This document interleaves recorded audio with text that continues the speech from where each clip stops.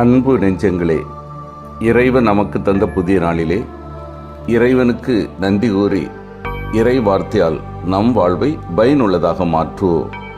இறைவன் நம் அனைவரை நிறைவாக ஆசீர்வதித்து பாதுகாத்து வழி நடத்துவாராக. இன்றைய நற்செய்தி வாச சிந்தனை, ஒளியும் இருளும். யோவான் நற்செய்தி நூல் பிரிவு 3, இறை சொற்றொடர்கள் 16 முதல் 21 முடிய. இதன் விளக்கம் அறிவோம். கிறிஸ்தவ மீட்பு செய்தி முழுவதும் இந்த வசனத்தில் அடங்கியுள்ளது. புதிய ஏற்பாட்டின் மிக உன்னதமான கூற்றுகளுள் இதுவும் ஒன்று. இதற்கான சரியான விளக்கத்தை யோவானே தம் முதல் திருமுகத்தில் தருகிறார். மனித மீட்பில் தந்தை கொண்டுள்ள முக்கிய பங்கை இவ்வசனம் தெளிவாய் எடுத்துரைக்கிறது. மீட்பிற்கு முழுமுதற் காரணம் தந்தையே. அவரே மீட்பு திட்டம் தீட்டியவர். அவரே மீட்புக்காக தம் மகனை அனுப்பியவர். இத்தந்தையும் அன்பின் ஆழத்தையும் அகலத்தையும் தூய்மையும் இவ்வசனம் படம் பிடித்து காட்டுகிறது. அவரது அன்பு ஆழமானது, ஏனெனில் அவர் எத்தியாகத்திற்கும் தயங்கவில்லை.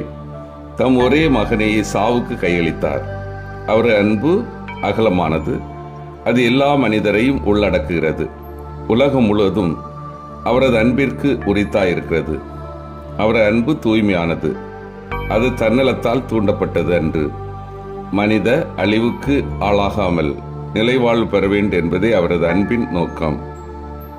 தண்டனை தீர்ப்பு என்பதற்காக கிரேக்க சொல் கிரீனெயின் என்பது இத்தீர்ப்பையும் தண்டனையும் குறிக்கும் சொல். மீட்பு என்பது வாழ்வை குறிக்கிறது.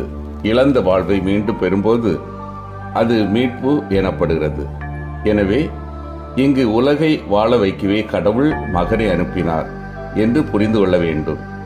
இயேசுவை ஏற்று அவரை மையமாக வைத்து வாழ்வோ தண்டனை தீர்ப்பு பெற வாய்ப்பே இல்லை. ஏனெனில் அவர்கள் இயேசுவில் வெளிப்பட்ட கடவுளின் திருவிழப்படி வாழ்கிறவர்கள். அவ்வாறு வாழாதவர்களே தண்டனை தீர்ப்பு பெறுவர்.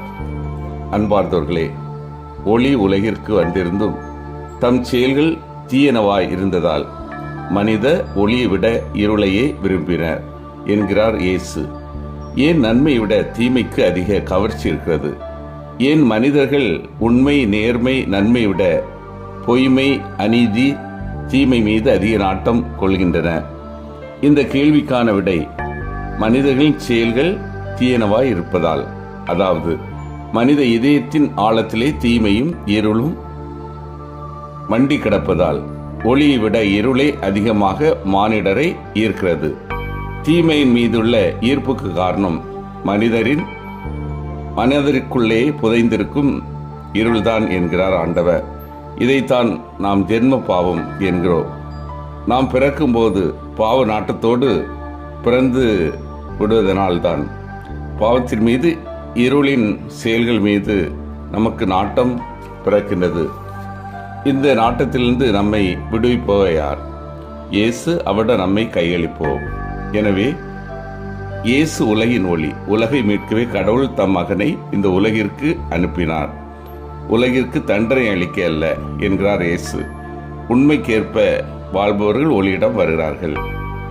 உலகின் இருள் இயேசுவை நம்பாமல் உலகின் தீமைகளை செய்து வாழ்பவர்கள் இருளின் மக்கள்.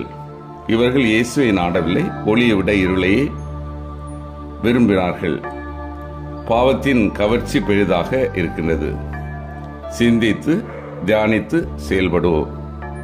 ஒளியாகிய கிறிஸ்துவை எனது இதயத்தில் ஏற்று வாழ்கின்றேனா?